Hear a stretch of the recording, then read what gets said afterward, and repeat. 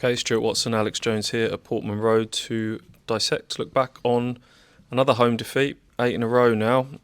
This one by a scoreline of 1-0 against Brentford. Not one that's probably going to live too long in the memory. Obviously, nothing riding on it from an Ipswich point of view. Brentford still in with a chance of sneaking into a European place, but how would you sum up that game? Scrappy? Blah. Meh. Something like that. I don't even think it gets a word. I think it gets a noise, to be honest. Not much in that.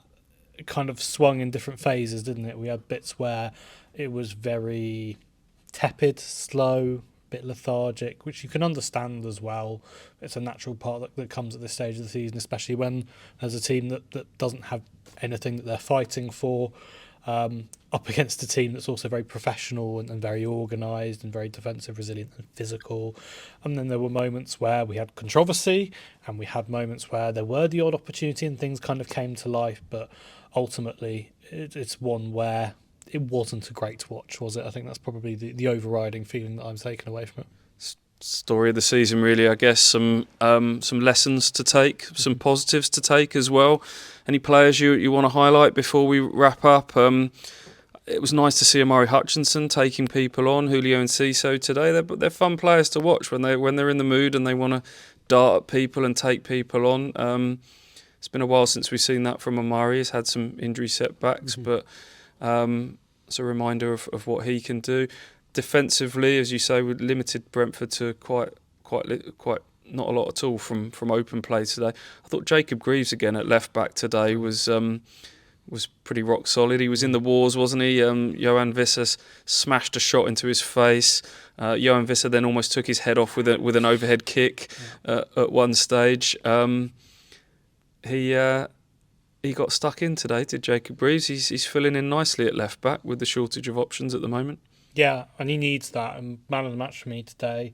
I think he was really in that conversation last week as well, and he's had a really good run in Leif Davis's absence. And it'll be interesting to see what Kieran McKenna does going forward with Leif Davis coming back in. You'd imagine that Leif will start. What does that do with the centre-back situation? But Jacob Greaves, excellent.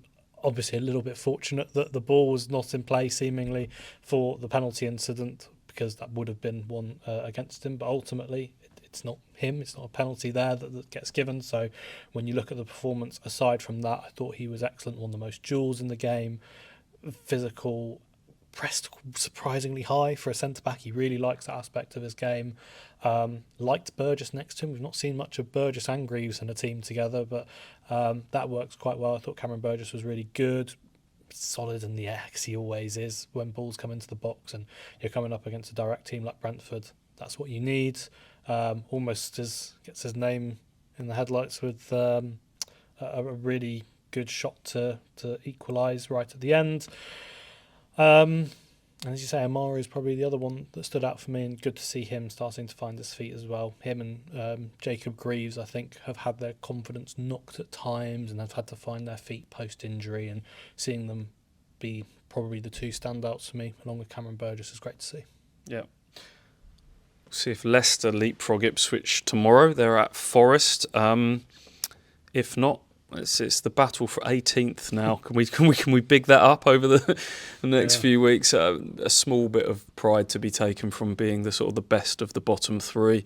Ipswich, of course, go to Leicester next weekend. So we'll see you at the King Power.